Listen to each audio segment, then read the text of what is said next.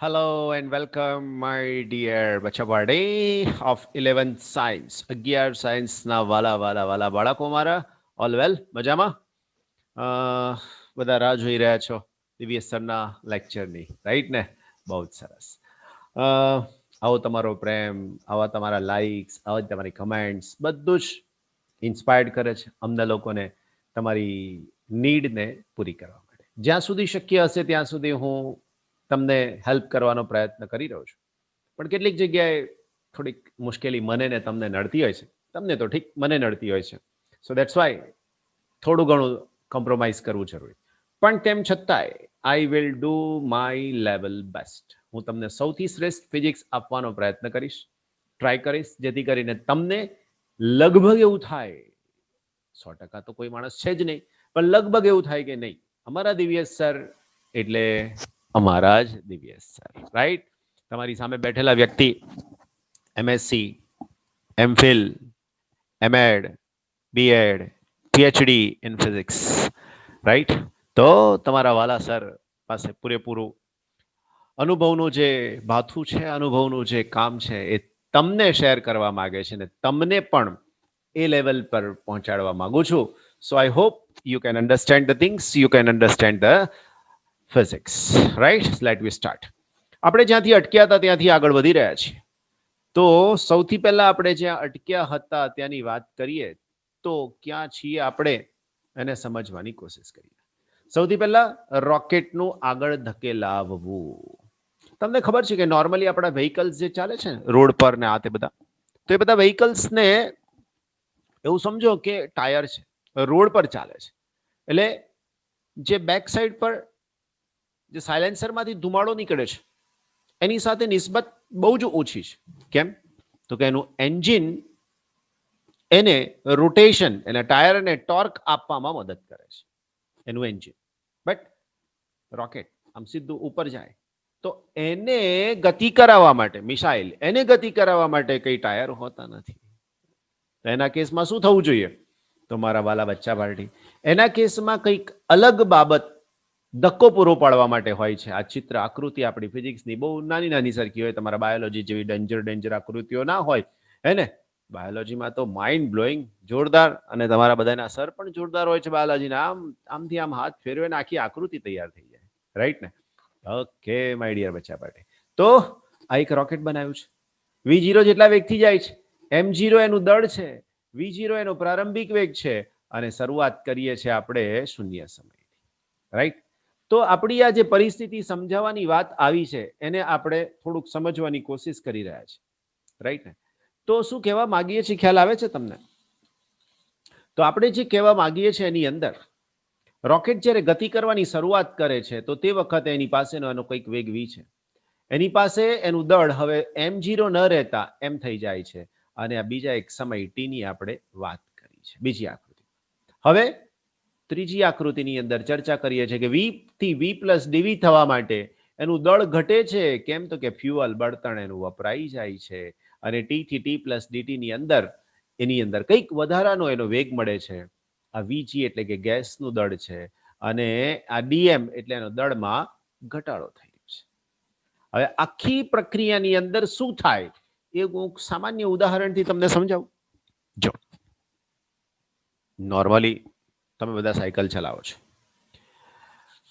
Bike પણ ચલાવો છો, આમ પણ લાયસન્સ નથી તમારી પાસે પણ છતાંય ચલાવો છો, અને ક્યારેક મિત્રોને મદદ કરવા માટે થઈને કંઈક વધારાનું પણ કામ કરી નાખો છો, કરો છો? સાચું બોલજો.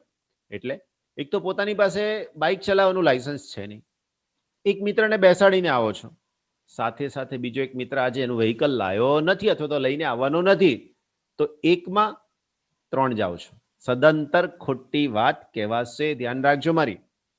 પણ આપણે ઉદાહરણ આપવું છે તો હું તમને કહું, ના બેસવું જોઈએ એક વ્હીકલ પર 3 વ્યક્તિએ. તો આવી પરિસ્થિતિની અંદર 3 બેસી ગયા છે અને બાઇક ચાલે છે. બાઇકને લીવર કેવું આવવું પડે છે? વધારે.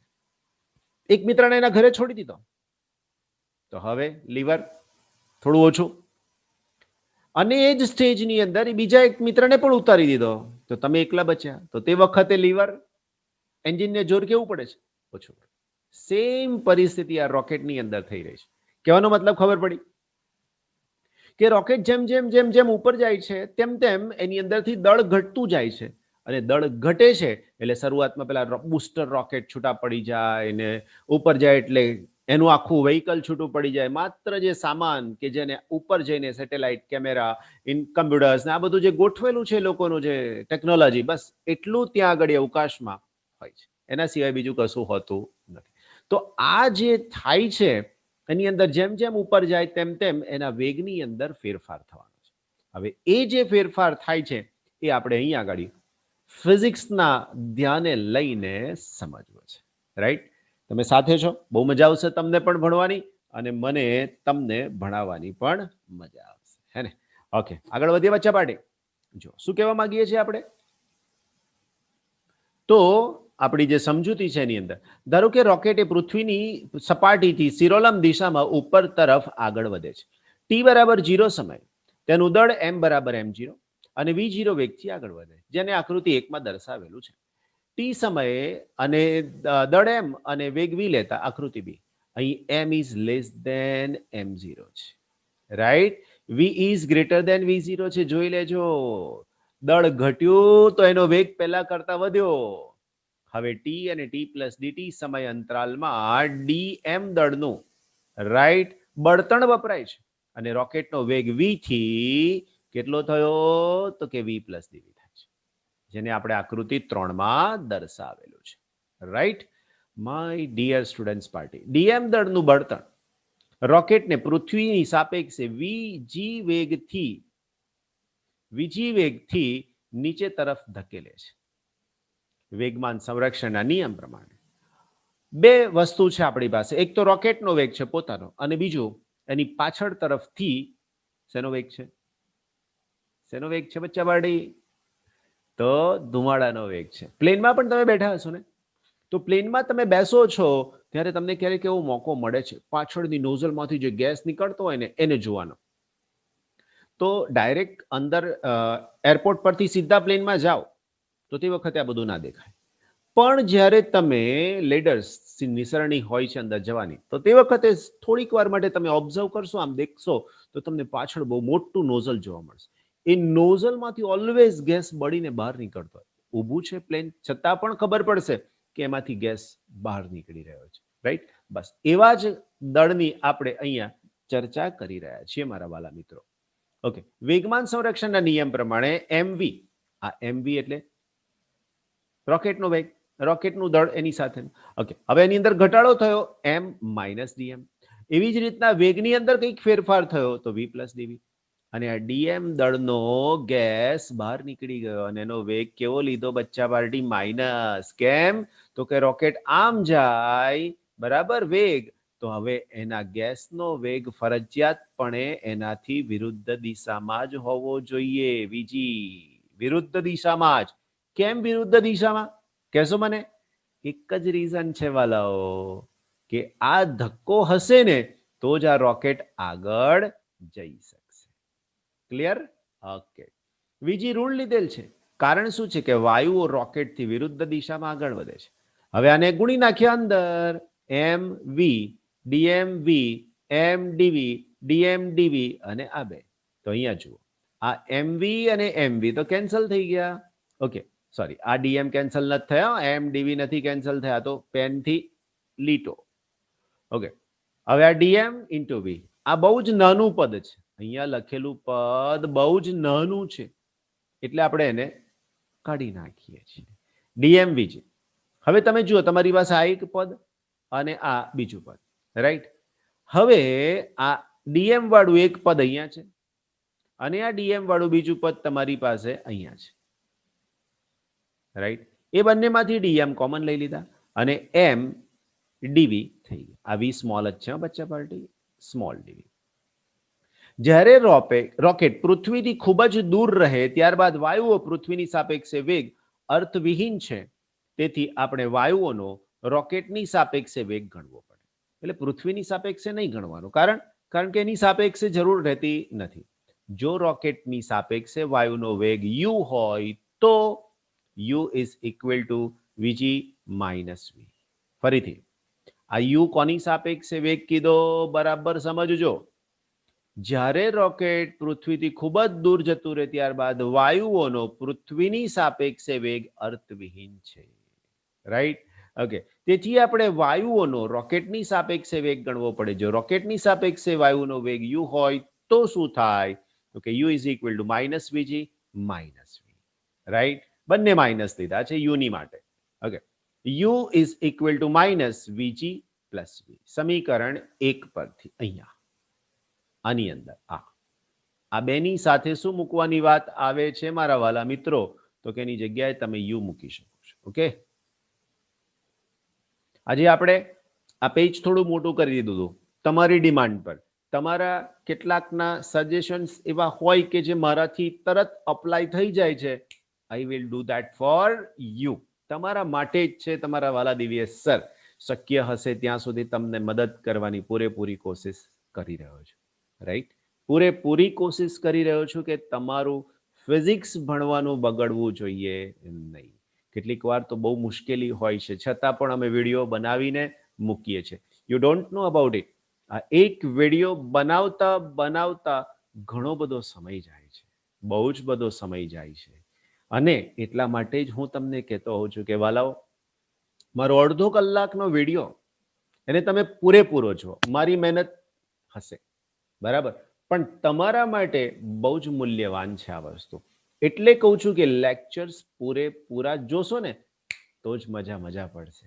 બાકી દોડાઈ તો પછી જોવા માટે જોવાના, હે ને? એવું નહીં કરવાનું. જે જગ્યાએ બેસ્ટ વસ્તુ મળે છે ને, તો બેસ્ટ વસ્તુને પૂરેપૂરી ડાયજેસ્ટ કરવી જરૂરી છે. આવું આપણે સતત કામ કરતા રહીશું, હે ને? ઓકે મારા વાલા બચ્ચાઓ, આગળ વધવાની કોશિશ કરીએ. એમ ડીવી, તો અહીંયા આગળ minus u dm, dv is equal to minus dm upon m. Okay, dv is a small v છે વાલા બચ્ચાઓ. Okay, dv is equal to minus dm. Okay, આનું સંકલન કરવાનું. v0 થી v લિમિટની અંદર, v0 એટલે શૂન્ય સમયનો વેગ છે અને v એટલે કોઈ પણ t સમય. ઓકે, માઇનસ યુ m0 થી m, m0 પ્રારંભિક દળ છે અને m જે તે સમયનું દળ છે. Okay, yes sir. હવે તમને ખબર છે પ્રમાણે ડીવી નું સંકલન તો v થાય, રાઈટ. અને આ સંકલનનું સૂત્ર તમને સરસ રીતે તમારા જ દિવ્યેશ સર, આ તમે જેને જોઈ રહ્યા છો ને, એ જ દિવ્યેશ સરે તમને મેથેમેટિકલ ટૂલ્સમાં સંકલન શીખવાડ્યું છે. અને એ જ સંકલન આ છે વાલા બચ્ચાઓ. યાદ છે સંકલન કે લખો સૂત્ર? સંકલન આવું હતું, યાદ છે? ઇન્ટિગ્રેશન. આપણું સૂત્ર હતું integration 1 upon x dx, right, is equal to ln x, right. ln એટલે શું થાય ખબર છે ને? log is equal to log x to the base e, x to the base e. આવું એનું સૂત્ર છે, રાઈટ ને વાલા મારા બચ્ચાઓ? હવે v અને v0 કિંમત મૂકી દીધી.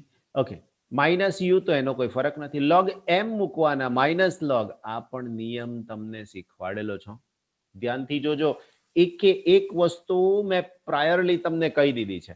હવે જો તમે એને ફરીથી જોઈ લેશો તો તમારું દિમાગ રિવાઇઝ પણ કરી લેશે. એટલે જેટલી વાર આવે ને એટલી વાર પોઝ કરો, મેથેમેટિકલ ટૂલ્સનું લેક્ચર કાઢો, જોઈ લો. 2 મિનિટ થશે, 3 મિનિટ થશે, 5 મિનિટ થશે, પણ જે અંદરથી તમારો કોન્ફિડન્સ, વિશ્વાસ ડેવલપ થશે ને, એ તમે જ કરી શકશો, બીજું કોઈ જ નહીં, રાઈટ. ઓકે, અને હવે તો આખું લિસ્ટ મોજૂદ છે તમારી સામે, આખું લિસ્ટ. આપણા જેટલા વિડીયો લેક્ચર્સ છે બધાનું લિસ્ટ, પ્લે લિસ્ટ બનાવેલું છે. એટલે પ્લે લિસ્ટમાં મેથેમેટિકલ ટૂલ્સ મૂકો દિવ્યેશ સરના લેક્ચરની, તો તરત જ તમને બધા મળી જશે. ઓકે મારા વાલા બચ્ચા, તો v માઇનસ v0 u, લોગનું 2 પદ મળી ગયા. લોગમાં બાદબાકી હોય તો ભાગાકાર થાય, તો અહીંયા થઈ ગયો ભાગાકાર m ના છેદમાં m0 ના છેદમાં m, રાઈટ. હવે v is equal two v0 u plus log m0 upon m. સમીકરણ કોઈ પણ સમયે રોકેટનો વેગ આપે છે. હવે આપણને ખબર છે કે 0 ની કિસ્સાની અંદર તો વેગ 0 હોય, તો હવે u0 ની જગ્યાએ 0 લઈ લીધા, તો v is equal to log m0 upon m to the base e, right? Okay, rocket પર ધક્કો લાગે ને પહેલા આપણે આ મુખ્ય મુદ્દાને જોઈએ.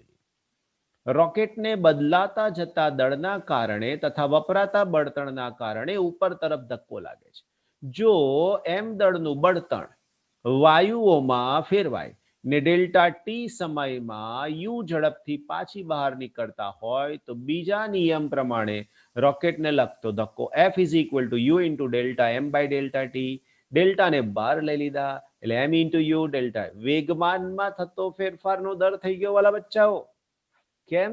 તો કે પદાર્થનું દળ અને પદાર્થનો વેગ એટલે તો વેગમાન, રાઈટ? એટલે ન્યૂટનનો ગતિ માટેનો બીજો નિયમ થઈ ગયો. વાલા વાલા બાળકો, આગળ વધીએ. રોકેટ પર ધક્કો લાગે છે ને, રોકેટ પર ધક્કો લાગો આપણે જાણીએ છીએ કે સમીકરણ 2 એમ ડીવી માઇનસ યુડીએમ. આગળ બતાવી દીધું, આની આ સ્ટેજ ઉપર કરો એટલે પાછું દેખાશે. ઓકે, બંનેને ડીટી વડે ભાગી નાખેજો, રાઈટ? હવે ડીવી બાય ડીટી શું થાય? તો કીધું ડીવી બાય ડીટી તમને શું આપશે વાલા બાળકો? પ્રવેગ. એટલે m dv by dt is equal to m, that is equal to F, જે રોકેટ પર લાગતું બળ છે. તો F is equal to u minus d m by dt. બળ સદિશ છે તો યુ પણ સદિશ છે, અથવા તેનું મૂલ્ય યુ ડીએમ બાય ડીટી. ઋણ નિશાનીએ રોકેટને વિરુદ્ધ દિશામાં લાગતો ધક્કો દર્શાવે છે. ગેસ નીચે નીકળે છે તો રોકેટ ઉપર જાય છે, રાઈટ? પ્લેન ઉડતું હોય આમ તો એની પાછળ નોઝલમાંથી ગેસ નીકળે એટલે પ્લેન આમ ઉડી શકે. રનવે પર દોડવું અલગ વસ્તુ છે, એમાં બંને સિસ્ટમ કામ કરે છે. એન્જિન વ્હીલને પણ ફેરવે છે અને ધક્કો મારે છે ગેસ. જ્યારે હવામાં ઉડે ત્યારે વ્હીલ કામ ના કરે, ઓ ભાઈ મારા, એવું તો ખબર ને, ઉપર રોડ નથી. ઓકે માય ડિયર બચ્ચા પાર્ટી. ઓકે, તો એનાથી આગળની ચર્ચા પાછી આપણી પાસેની. કારણ કે રોકેટ એ વાયુ અને નીચે તરફની ગતિના કારણે ઉપર તરફ ધક્કો લગાવે છે. બળતણ બળી ગયા બાદ રોકેટની ઝડપ એ રોકેટે પ્રાપ્ત કરેલી મહત્તમ ઝડપ છે. આપણા સિલેબસમાં નથી હો રોકેટ વાળો ટોપિક, એટલા માટે ખાસ કરાવી દીધું તમને. આ સમયે રોકેટનું દળ એ રોકેટના ખાલી પાત્ર જેટલું થશે, જેને આપણે mc, એનો મતલબ માસ ઓફ રોકેટ, તથા વેગ યુવી. તો અહીંયા લખી શકીએ એમ v0 u log e, બરાબર છે? m0 upon mc to the base e. આના માટે આવું વંચાય હો, log m0 upon mc to the base e. જ્યારે બાહ્ય બળ લગભગ શૂન્ય થશે, બાહ્ય બળ લગભગ શૂન્ય. હવે કોઈ બળ, ગેસ હોય તો દળ, ગેસ હોય તો બળે અને તો વેગ લાગે, બરાબર છે? એનો આઘાત પ્રત્યાઘાત થઈ શકશે. રોકેટની બર્ન આઉટ ઝડપ, થોડુંક બ્લર થઈ ગયું છે પિક્ચર, પણ છતાંય વંચાયું છે, કન્સિડરેબલ. જ્યારે રોકેટનું સંપૂર્ણ બળતણ બળી જાય ત્યારબાદ રોકેટે પ્રાપ્ત કરેલી ઝડપને બર્ન આઉટ ઝડપ કહેવાય છે. બર્ન આઉટ, બર્ન એટલે બળી જવું ને આઉટ એટલે બધું બળીને બહાર નીકળી જવું. તે રોકેટે મેળવેલી મહત્તમ ઝડપ છે. જ્યારે v is equal two VB ત્યારે m is equal two mc, mass of rocket only. Okay, જ્યાં mc એ રોકેટની બળતણ ટાંકીનું દળ છે. ખાલી વધારાનું દળ એની પાસે રોકેટના અંદરના મશીનરી સિવાય ફ્યુઅલ ટેન્કનું દળ છે. સમીકરણ 3 પરથી વીબી એટલે બર્ન આઉટ ઝડપ v0 plus log you log u0 v0 plus you log m0 ના છેદમાં mc to the base e. આ બધી જ માહિતી રોકેટની ગતિની સાથેની હતી. નાવ લિફ્ટમાં પદાર્થની ગતિ સમજ્યા છો તમે? આની સાથેના દાખલા પણ ગણ્યા છે, રાઈટ? ઓકે, હવે તમને આની અંદર આ સૂત્રો શરૂ કરતા પહેલા જડત્વીય નિર્દેશ પ્રેમ શું છે ને અજડત્વીય નિર્દેશ પ્રેમ શું છે હું તમને ઉદાહરણ સહિત સમજાવી. જે નિર્દેશ પ્રેમમાં ન્યૂટનની ગતિના પહેલા નિયમનું પાલન થાય ને જડત્વીય કહેવાય. જે નિર્દેશ પ્રેમમાં ન્યૂટનની ગતિના પહેલા નિયમનું પાલન ના થાય એને અજડત્વીય નિર્દેશ પ્રેમ કહેવાય. Clear the matter? બીજી વાત, આની ચર્ચાની અંદર અજડત્વીય નિર્દેશ પ્રેમનું ઉદાહરણ તમને બસ આપ્યું હતું કે બસ જર્ક સાથે શરૂ થાય તો આપણું બોડી સ્થિર છે, રાઈટ? આપણું બોડી સ્થિર છે એટલે આપણે સ્થિર રહેવાનો પ્રયત્ન કરીએ. જર્ક બસે કઈ બાજુ લગાડ્યો તો કે તમને આમ આમ ધક્કો માર્યો તો એનો આભાસી બળ તમને પાછળ લાગશે, રાઈટ? પાછળ તરફ બળ લાગે છે એટલે આ આભાસી બળ કહેવાય. ઇંગ્લિશમાં એને સુડો ફોર્સ કહેવાય. આ માત્ર ને માત્ર પ્રવેગી ગતિ હોય તો જ લાગે, સ્થિરમાં ના લાગે, અચળ વેગીમાં ના લાગે, માત્ર પ્રવેગી ગતિમાં લાગે. ધ્યાન રાખવાનું શબ્દ પ્રવેગી ગતિ. અજડત્વીય નિર્દેશ ફ્રેમની સાથેના બીજા જો વાત કરીએ તો ચાક ગતિ કરતી નિર્દેશ ફ્રેમ અજડત્વીય નિર્દેશ ફ્રેમ છે એવું આપણે કહીએ છીએ. ઓકે, બીજી વાત કરીએ, બસને જ્યારે ડ્રાઈવર બ્રેક લગાડે છે, ડ્રાઈવર બસને જ્યારે બ્રેક લગાડે છે ત્યારે બ્રેકનું બળ કઈ બાજુ છે? પાછળ તરફ. તો જ રોકાય ને, આગળ તરફ તો એક્સિલેટર આવે. ઓકે, તો પાછળ તરફ બળ લગાડવામાં આવે છે બ્રેક વડે રોકવા માટે, ગતિની વિરુદ્ધ દિશા. આપણે તો બસમાં છીએ એટલે આપણે ગતિ કરીએ છીએ, એટલે આપણું બોડી આપણી વસ્તુ સામે અથડાવવાની કોશિશ કરે છે. કરેક્ટ? તો આ જે બાબત છે એને આપણે અહીંયા સમજવાની હતી. રાઈટ? આને કહેવાય અજડત્વીય નિર્દેશ ફ્રેમ. Okay, fine. નાઉ આગળની વાત કરીએ. શું કહેવા માંગે છે?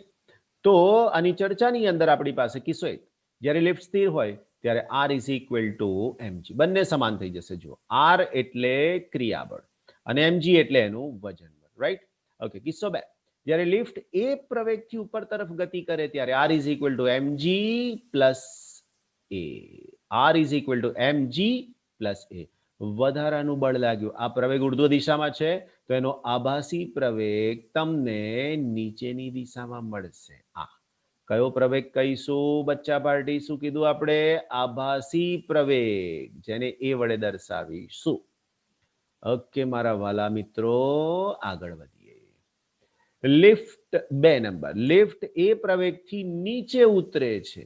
રાઈટ? નીચે ઉતરે છે. સમજજો, જો લિફ્ટ નીચે ઉતરે છે તો આ પ્રવેગ આ તરફ છે, તો હવેનો આભાસી પ્રવેગ કઈ બાજુ હશે? ઉપર તરફ. એટલે યાદ શું રાખવાનું? આભાસી પ્રવેગ ગતિની વિરુદ્ધ દિશામાં લાગે, પણ કઈ ગતિ? પ્રવેગી ગતિ, અચળ વેગ નહીં. મગજમાં ફિટ કરીને રાખજો, નીટ લેવલના ક્વેશ્ચન્સમાં હશે જ એવું ધ્યાન રાખજો. તો એમાં સૂત્રમાં થઈ ગયો G માઇનસ A, જેથી પ્રત્યાઘાત ઘટે છે. આમ પ્રત્યાઘાત ઘટતો હોવાથી વજન પણ ઘટે છે. સિમ્પલ વસ્તુ છે ને મારા વાલાઓ. કિસ્સો 4, જ્યારે લિફ્ટ મુક્ત પતન કરે છે ત્યારે ગુરુત્વાકર્ષણ હેઠળ દોરડા તૂટવાથી A is equal two G થાય અને આવા કિસ્સાની અંદર R બરાબર 0 થઈ જશે. કઈ કિસ્સાની વાત થઈ વાલા બચ્ચાઓ? યાદ કરો. લિફ્ટ મુક્ત પતન કરે, લોકો બૂમો પાડે કે વજન નોંધે. રાઈટ? પણ છતાંય ફિઝિક્સ છે, સમજાવીશું ખરા એને. ઓકે માય ડિયર બચ્ચા પાર્ટી, તથા કુલ વજન શૂન્ય થાય છે. આમ પદાર્થ વજન રહિત અવસ્થામાં આવે છે. આવો અનુભવ થયો તમને? અગાઉ થિયરીમાં સમજાયું હતું મેં તમને કે જ્યારે તમે પેલું મોટું મેરીગો રાઉન્ડ આવે છે, જોયું છે? ગોળ ગોળ ફરવા વાળું ચકડોળ. બસ નીચેથી ઉપર જાઓ ને તો બહુ મજા આવે. ઉપરથી પાછા નીચે આવો ને તો વચ્ચેના ભાગની અંદર કંઈક પેટમાં થાય. શું થાય? ખાલી થઈ જાય એવું લાગે પેટમાં. કંઈક આમ સળિયા પકડીને શાંતિથી બેસી જવાનું મન થાય. પછી નીચે આવે એટલે રિલેક્સ. પાછું નીચેથી ઉપર જાય, ઉપર જાય, ઉપર જાય, ઉપર જાય, કઈ ના થાય. પાછું નીચે આવે ત્યારે પાછું પેટમાં કંઈક. બસ એ જ વજન વિહીનતા છે. લોકો બૂમો પાડે, એલા રોકી દો, રોકી દો, પણ પેલો તો કાન પર એ દમદમ આવે, મજા આવે. જેને કશું નથી થતું ને એને બહુ આનંદ આવે. જેને તકલીફ પડે ને ચક્કર આવે, બિચારા ઉતરી ઉતરીને ગબડી ગબડીને પડે.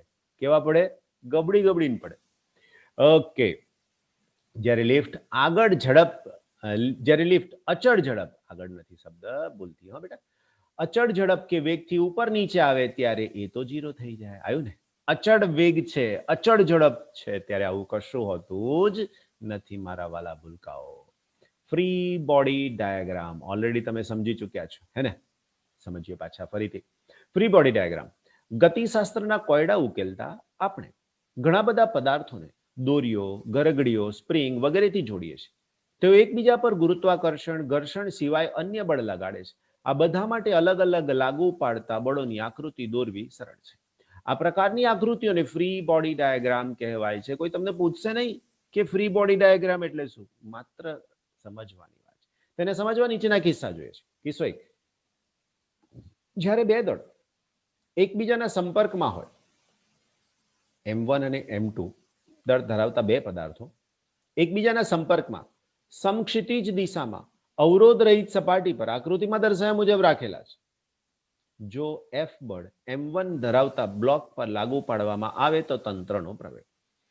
સમજવાનું શું છે?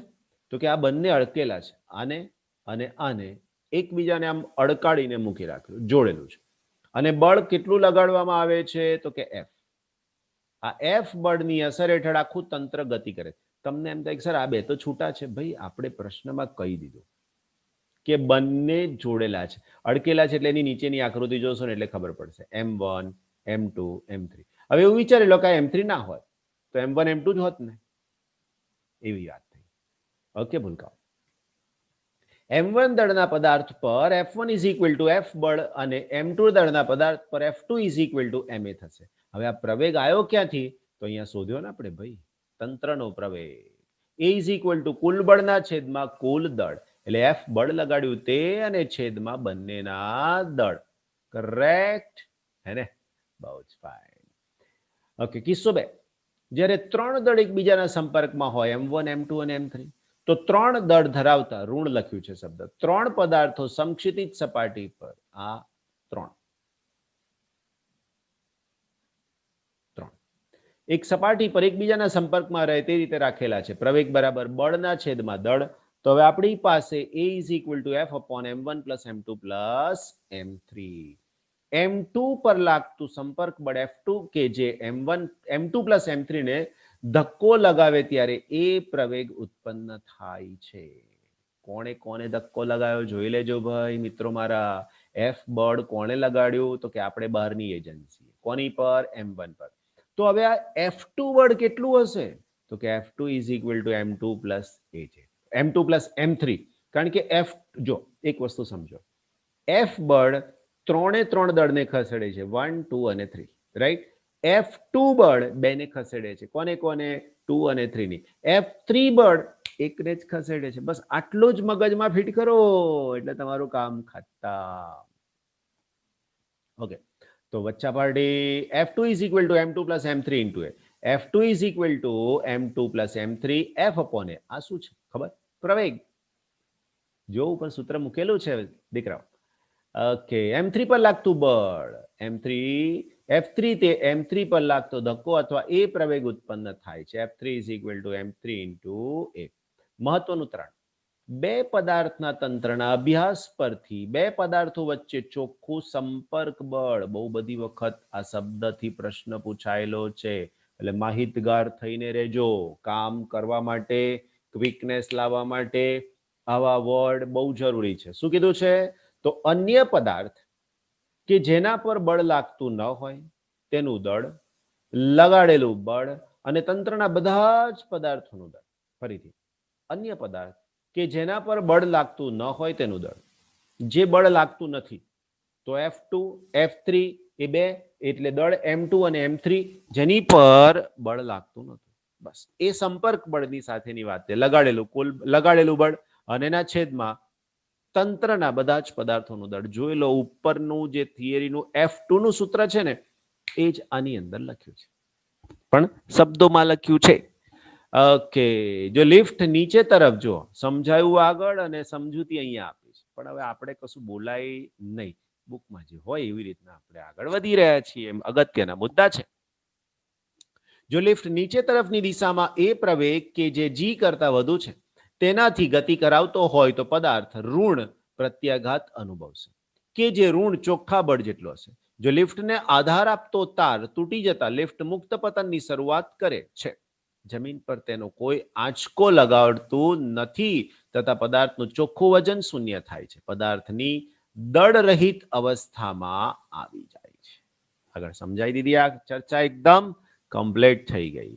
તમારે પણ જો આ બધી વસ્તુઓ મોડે કરવી હોય ને વાલાઓ, એક જ વાત આવે છે, revision makes you very very perfect. તમારા ચહેરા ઉપર જે ફિઝિક્સના નામનો ભાર છે ને, એ ભારને હળવો બનાવવાનું કામ આ સૂત્રો કરશે. મારી સાથે રહો, બહુ સરસ ચાલતા રહીશું આપણે. ફિઝિક્સનું એક પણ ચેપ્ટર જરાક પણ ડિફિકલ્ટ નથી. ફરીથી, જરાક પણ ડિફિકલ્ટ નથી. હા, માર્ક્સ લાવવા માટે તમારે મહેનત જરૂર કરવાની. ફરીથી માર્ક્સ લાવવા માટે તમારે મહેનત જરૂર કરવાની, હે ને? ઓકે, આગળ વધીએ બચ્ચા પાર્ટી. કિસ્સો 2.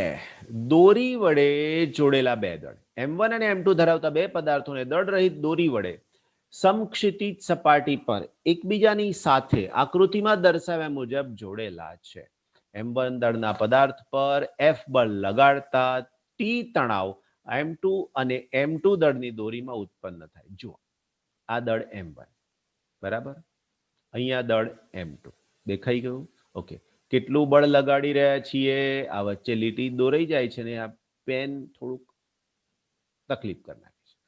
F બળ લગાડી રહ્યા છે. બંને પદાર્થો, જો બંને પદાર્થો ખસે છે ત્યાંથી, રાઈટ?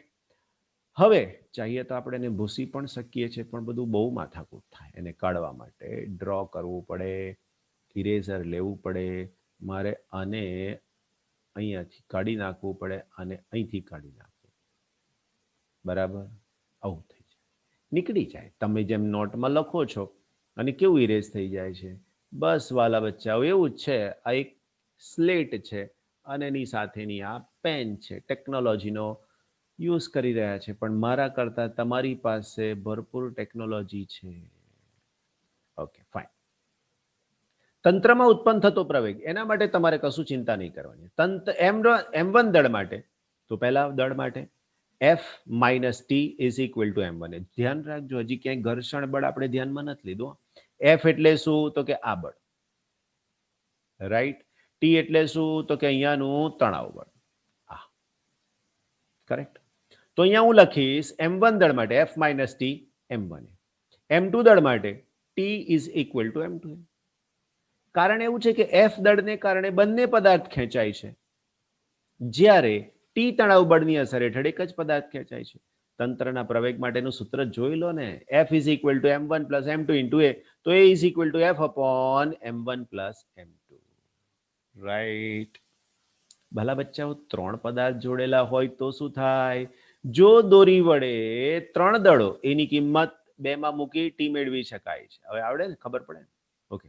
કિસ્સો 4. જો દોરી વડે જોડેલા ત્રણ દળો M1, M2 અને M3 દળ ધરાવતા ત્રણ દળો પદાર્થોને બે દોરી વડે ઘર્ષણ રહિત સમક્ષિતિજ સપાટી પર આકૃતિમાં દર્શાવ્યા મુજબ જોડેલા છે, જ્યારે M1 દળના પદાર્થ પર F બળ લગાડતા પ્રત્યેક પદાર્થમાં એ પ્રવેગ ઉદ્ભવે છે, પરંતુ બંને દોરીમાં ઉત્પન્ન થતું તણાવ બળ અલગ છે. A = F/M1 + M2 + M3. T2 તણાવ બળ વડે M2 અને M3 દળ ધરાવતા પદાર્થોમાં ઉત્પન્ન થતો પ્રવેગ એ છે. જો પાછું થોડીક તકલીફ લાગે છે. ફાઇન. T2 = આગળ જેવું જ છે વાલા બચ્ચા પાર્ટી. T2 = શું થયું? તો કે T2 = બંનેના દળ ગુણાકારમાં પ્રવેગ. એટલે પ્રવેગ તો આપણે આગળ મૂકી જ દીધો છે, રાઈટ ને? એટલે એના ઉપરથી આ સૂત્ર બની ગયું. ઓકે. T3 = M3 × A, એની કિંમત મૂકતા T2 અને T3 મેળવી શકાય છે. હવે તમે જોજો, આ વખતની નીટની અંદર આના ઉપરથી પ્રશ્ન પૂછાયો હતો. 2020ની નીટમાં આના ઉપરથી પ્રશ્ન પૂછાયેલો હતો. keyword, write this equation, substitute the value, you will get the answer within a 30 seconds. હવે આ સૂત્ર તમને મોડે પણ નથી કરવાનું કહેતો હું તમને, ખાલી આકૃતિ જુઓ ને એના ઉપરથી લખી નાખો. હમણાં એક જ મિનિટમાં તમને સૂત્ર આવડી જશે. તમારા દિવ્યેશ સર તમારી સાથે, તમારી ગાડી દોડવાની. દિવ્યેશ સર અને તમે, તમારી મહેનત રંગ લાવે છે બચ્ચા પાર્ટી. ઓકે. M1 અને M2 દળ ધરાવતા પદાર્થને અવરોધ રહિત પુલી પરથી પસાર થતી દોરી વડે આકૃતિમાં દર્શાવ્યા મુજબ બાંધેલા છે. M2 > M1 લેતા જ્યારે તંત્રને ખુલ્લું મૂકવામાં આવે ત્યારે વધારે વજન ધરાવતા પદાર્થ તરફ નમે છે. અહીં ઉત્પન્ન થતો પ્રવેગ A અને તણાવ બળ T. એક બહુ સામાન્ય વાત છે. આમ દોરીની સાથે બે પદાર્થ સાથે પકડી રાખે, પણ વધારે દળ હશે તો એ નીચે જશે, તો એની સાથે દોરી વાળો બીજો પદાર્થ ઉપર જશે. થશે કે નહીં? આમ કહો તો મને, આવું થશે કે નહીં થાય? યસ કે નો? યસ. હવે જે નીચે જાય છે દળ વધારે છે. ફોર્મ્યુલા જુઓ, 3 માં સાબિતી આપી છે, હું તમને સમજાવું છું. ઓકે. M2 માટેનું વજન બળ વધારે છે, જોઈ લો. M2 માટેનું વજન બળ વધારે છે, બરાબર. હવે T તણાવ બળ ઓછું છે, એટલે બાદ કર્યું. એટલે M2G - T = M2A, રાઈટ? એના પછી T minus m1g is equal two m2. બંનેનો સરવાળો કરો તો ટી અહીંયાથી કેન્સલ થઈ જાય. આમાંથી એને કોમન લીધા અને એ ઇઝ ઇક્વલ ટુ સૂત્ર થઈ. હવે આ મારે સાબિતી ક્યાં આપી? મારે તો દાખલામાં, મારે તો એમસીક્યુમાં યુઝ કરવાનું છે. જોઈ લો ને ભાઈ. જો જેનું દળ વધારે હતું એટલે m2 માઇનસ m1 કરી દીધું. છેદમાં તો બેનો સરવાળો જ છે ભાઈ, અને ગુણાકારમાં જી છે. દોડાવો તમારું દિમાગ, દોડાવો. રાઈટ ને? આવા બધા ફોર્મ્યુલા સરસ રીતે તૈયાર કરાવી દઈશ.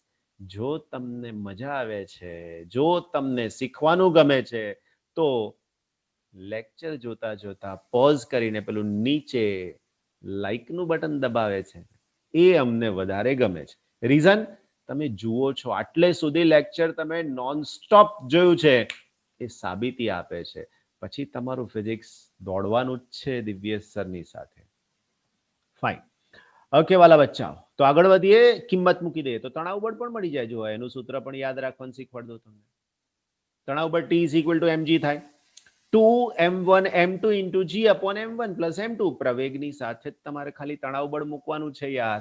કંઈક નવું છે તો બંનેમાં સરખો જ છે. જોઈ લીધું. T is equal two 2m1 m2 into g. That's it. Right. જો કંઈક નવી માહિતી આપી કે પદાર્થ ગતિ જ ના કરતો હોય, રાઈટ, પદાર્થ ગતિ જ ના કરતો હોય તો એનો પ્રવેગ કેટલો હોય? 0 હોય. એટલા માટે શું થઈ જાય વાલા બચ્ચાઓ? તો કે m1 is equal two m2. બંને બેલેન્સમાં રહે. બંને 1 કિલોગ્રામ હોય તો બંને અહીંયા જ રહે. પણ આ 1 કિલોગ્રામ 100 ગ્રામ તો આ નીચે ને આ ઉપર. ગુડ. ઓકે. પુલીની ધરી પર લાગતું બળ. જુઓ, આ તો ક્યાંય નથી. બહુ જ સ્પેશિયલ કેસ છે વાલા બચ્ચાઓ, તમારે યાદ રાખવા માટેનો. રાઈટ? બહુ જ સ્પેશિયલ કેસ, બહુ જ special. T is equal two, આ બેની જગ્યાએ જોઈ લો, ખાલી શું વધારી દીધું? બેની જગ્યાએ ખાલી શું મૂકી દીધું? યાદ કરીને જોઈ લો. બેની જગ્યાએ 4 કરી દીધા છે, બસ. બીજું કંઈ નથી કર્યું.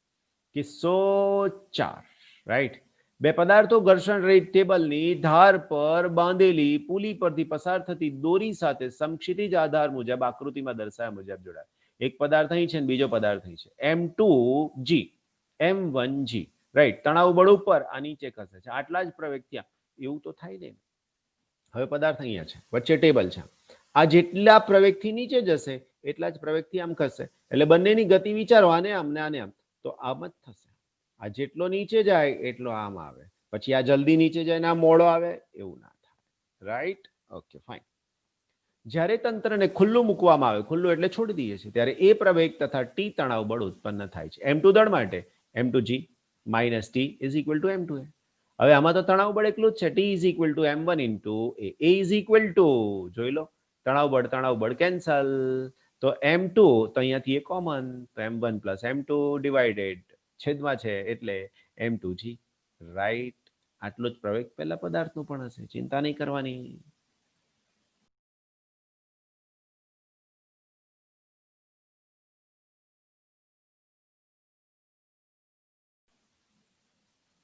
ફાઇન ફાઇન ફાઇન વાલા બચ્ચાઓ. તણાવ બળનું સૂત્ર થઈ ગયું m1 m2 into g m1 plus m2. કિસ્સો વીઆઈ. અલા વીઆઈ એટલે તો 5 થાય હો, મેં 4 બોલ્યો તો, હે ને? Okay, so make it correct મારા વાલા બચ્ચાઓ. વીઆઈ, વી એટલે બરાબર છે 1 2 3 4 5 6 7. V double I 7, V triple I 8. Right ને? એટલે ગણતરીમાં રોમન લેટર્સ છે ભાઈ, એટલે જરા ધ્યાન રાખીને, હે ને? આપણે તો ઇન્ડિયન લેટર લખવાના. m1 m2g upon m1 plus m2. Right. ત્રાસી અવરોધ રહિત સપાટી પર ગોઠવેલી ઘર્ષણ રહિત પુલી પરથી પસાર થતી દોરી વડે બે દળને આકૃતિમાં ગોઠવેલા છે. મૂકવામાં ખુલ્લું તંત્રને ખુલ્લું મૂકવું એટલે માત્ર છોડી દેવું, બસ, બીજું કંઈ નહીં. તેમાં ઉત્પન્ન થતો પ્રવેગ એ તથા તણાવ ટી હોય તો m2 દળ m2g minus T is equal two m2 into A. m1 દળ માટે t minus m1g sin θ into m2. હવે આ કેવી રીતે લખ્યા? બહુ જ સરળ છે. જો m2 થાય અહીંયા ઘડી, તો m2g એનું વજન બળ થઈ ગયું વાલા બચ્ચાઓ. t તણાવ બળ થયું, હે? તો તણાવ બળ એમાંથી આપણે બાદ કરી લેવાનું, આ તણાવ બળ બાદ કરી લેવાનું, હે ને? Okay, fine. હવે આ બેનો પ્રવેગ એટલે m2 ઇન્ટુ a. બીજી વાત, આ ઢાળની સપાટીને સમાંતરે આ જે બળ લાગે છે એની વિરુદ્ધ દિશામાં છે. કોની વિરુદ્ધ દિશામાં જ જોયું? તણાવ બળ. તણાવ બળની વિરુદ્ધ દિશામાં છે એટલે T minus m1g sin theta અને m1 આમ છે, ઉપર જાય છે. હવે બ્લોક પર ઉપર તરફ લાગતું તણાવ બળ છે, નીચે તરફ લાગતું બળ mg sin થીટા. હવે આ ઘટક લેતા પણ તમને શીખવાડેલું છે થિયરીમાં, જોઈ લેજો જરા. હા, ના ખબર પડે તો બતાવું છું, ચિંતા ના કરશો. રાઈટ? ઓકે, કેવી રીતના કરીશું? તો સૌથી પહેલા આ દિશામાં કયું બળ લાગ્યું વાલા ભૂલકાઓ? તો કે સર mg બળ લાગ્યું, mg. હવે આનો આ ઢાળની સપાટી થઈ ગઈ, રાઈટ? આનો આ દિશાનો ઘટક લઈશું અને એક ઘટક આ દિશામાં લઈશું. આ ખૂણો બતાવીશું થીટા. તો ખૂણા તરફનો ઘટક શું કહેવાય મારા વાલા ભૂલકાઓ? તો mg sin theta, mg sin theta, હે ને? સોરી હા બચ્ચા પાર્ટી, ભૂલ. ખૂણા તરફનો ઘટક cos થીટા અને આ તરફનો ઘટક mg sin થીટા. રાઈટ ને? ઓકે, થઈ ગયો. હવે આ ઘટકની સાથે આપણે આ બાજુનું તણાવ બળ ટી છે એટલે આ ધન કહેવાય, તો આને ઋણ કહેવાય. રાઈટ? હવે આમાંથી પાછું તણાવ બળ સરવાળો કરશો એટલે તણાવ બળ કેન્સલ. જોઈ લીધું તમે? આ બંનેનો સરવાળો થશે, એમાંથી એને કોમન બનાવ્યા તો m1 પ્લસ m2 છેદમાં જતા રહે. m2 minus m1g sin theta, m1 sin theta, g common થઈ ગયું. હવે એમાં તણાવ બળ શું થઈ ગયું બચ્ચા પાર્ટી? તો કે એમાં તણાવ બળ એટલે તણાવ બળ T is equal two m into a. એની કિંમત મૂકી દો ને, સીધું જ દળ m1 નો જવાબ મળી ગયો. જોઈ લો, બરાબર છે? આમાંથી તમારે કંઈક મુશ્કેલી પડી છે, હે ને વાલા બચ્ચાઓ? મુશ્કેલી શું પડી છે? તો આની અંદર m2 છે આની સાથે, જી m1 છે આની સાથે, તો તણાવ બળ T. તો તણાવ બળ T મેળવવા માટે તમારે અહીંયા પ્રવેગની કિંમત મૂકવાની આ સૂત્રમાં. રાઈટ? અહીંયા મૂકો ચાલે, પણ અહીંયા ટોટલ 3 ટર્મ થઈ જાય છે એટલે તમારે પ્રવેગની કિંમત અહીંયા મૂકવાની. આ m2g વાળું પદ પાછું આ બાજુ લાવવાનું અને તણાવ બળ મળી જાય, હે ને? કાં તો પછી આ બાજુ લઈ જાવ તો તણાવ બળ આમ લાવવું પડે, પણ ટૂંકમાં ગણિત ગણવું પડે ભાઈ. ડાયરેક્ટ ના ચાલે. આવો તો દાખલો ગણ્યો છે ભાઈ આપણે, આવો દાખલો સોલ્વ કર્યો છે. ઓકે, નેક્સ્ટ 8th નંબર, 8મો નંબર. બંને બાજુથી ત્રાસી ઘર્ષણ રહિત સપાટીની ટોચ પર ગોઠવેલ પુલી પરથી પસાર થતી દોરી સાથે બે પદાર્થો આકૃતિમાં દર્શાવ્યા મુજબ જોડેલા છે. આ પુલી, રાઈટ? એક આ બાજુ m2 દળ, આ બાજુ m1 દળ, આ થીટા અને આ ફાઈ, રાઈટ? તેમાં ઉત્પન્ન થતો પ્રવેગ a અને તણાવ t હોય તો હવે જો ઘટકો કયા કયા પડ્યા તમે નક્કી કરીને શાંતિથી જુઓ. m2g, બરાબર?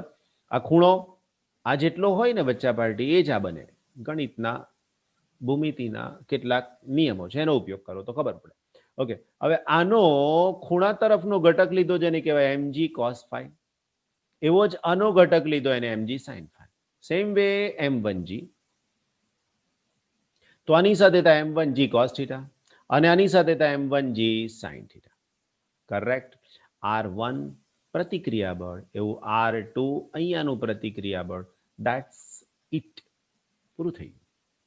ઓકે, હવે ગતિના સમીકરણ કોના માટે લખો છો? તો કે m2 દળ માટે. m2 એટલે અહીંયા છે, આ રહ્યું.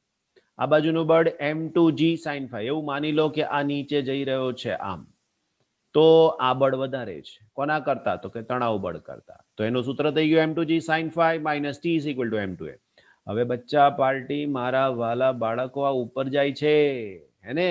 અને આ ઓછું છે તો t માઇનસ, રાઈટ? ફરીથી પાછું એડ કરો તો t કેન્સલ, રાઈટ? આમાંથી a કોમન લઈ લો અને એનું સૂત્ર m2 sin phi minus m1 sin theta into g is equal to m1 plus m. આ બધા સૂત્રો મોડે કરવા. તમારો એક પ્રશ્ન, એના માટે હું વારંવાર તમને ટોકીશ, વારંવાર સલાહ આપીશ, વારંવાર સમજાવીશ. કારણ જો તમારે નીટની એક્ઝામનો સ્કોર કરવો છે 720 માંથી 720, તો તમારા માટે એક જ ઉપાય છે, ફિઝિક્સ પણ મજબૂત જોઈશે. બાયોલોજી તો થઈ જ જાય છે, કરી જ લો છો, કેમેસ્ટ્રી થઈ જશે, પણ તમને જે સબ્જેક્ટની બીક છે ને એ તૂટવી જોઈએ, ભાંગવી જોઈએ, મજબૂત થવું પડે, હે ને? અને ફિઝિક્સ જ બનાવશે. 720 માંથી 720. 2020માં નીટના રિઝલ્ટમાં લોકો 2 બાળકો એવા છે, લોકો મમ તૂટી જાય છે મહેનત કરીને. 2 બાળકો એવા છે, 720. It is a history. ઇતિહાસ બનાવી દીધો. તમારી સાથે પણ આવું કંઈક થઈ શકે છે, બટ કેવળ મહેનત. ઓકે વાલા બચ્ચા બાળે, t is equal to m1 m2 upon m1 plus m2 sin theta plus sin phi into g, right. આગળની જેમ કિંમત મૂકવાની રહેશે તમારે a ની, રાઈટ. ડાયરેક્ટ કિંમત મૂકવાથી નહીં મળે હો ભાઈ, એવું ધ્યાન રાખજો. કિસ્સો 9, અવરોધ રહિત ત્રાસી સપાટી પર સરકતા પદાર્થ માટે અવરોધક, અવરોધ રહિત નથી, અવરોધક. અવરોધકનો મતલબ ઘર્ષણ બળ વિરુદ્ધ દિશામાં લાગવાનું ભાઈ. અવરોધ રહિત કીધું છે, સોરી હા ભાઈ, પાછો મિસ્ટેકમાં ભૂલ થઈ. અવરોધ રહિત કીધું છે બચ્ચા પાર્ટી. રહિતનો મતલબ ના હોય. Okay, r1 is equal to mg cos theta જોઈ લો, સાબિત થઈ જાય છે. r is equal to m1g cos theta. એવું જ m1g sin theta is equal to m1a. 2 બળ સરખાવ્યા છે, એક આ દિશામાંનું બળ, રાઈટ, અને બીજું અહીંયાથી આની ગતિ માટેનું બળ. ગતિ કરે છે ને પદાર્થ, તો એની સાથે લઈ લીધા. તો આમાંથી શું નીકળી જાય? તો કે m1 કેન્સલ. તો સૂત્ર થઈ ગયું વાલા બાળકો, a is equal to g sin theta. That's it. Now જો ત્રાસી સપાટીની લંબાઈ l હોય તો નીચે પહોંચતા પદાર્થનો વેગ કેટલો હોય? તો આ તો આપણું સાદું સૂત્ર છે ભાઈ, સાદું સૂત્ર હે ને. Very good. સાદું સૂત્ર અચળ પ્રવેગી ગતિનું v² - u² is equal to 2al અથવા v² - 0 is equal to 2gl sin theta. Okay, હવે પ્રારંભિક વેગ તો શૂન્ય હતો એટલે 0 મૂકી દીધો. 2g sin theta into l, right.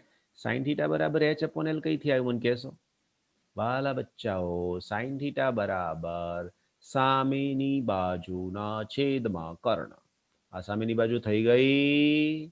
અલા ભૂલકાઓ, સામેની બાજુ થઈ ને ભાઈ? તો કે હા.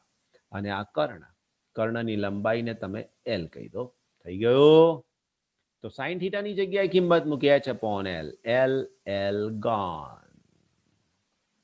વાલા બચ્ચાઓ, તો સૂત્ર શું થાય? અલા અલા અલા અલા, ઓ ભાઈ, આવા લીટા ના પાડો.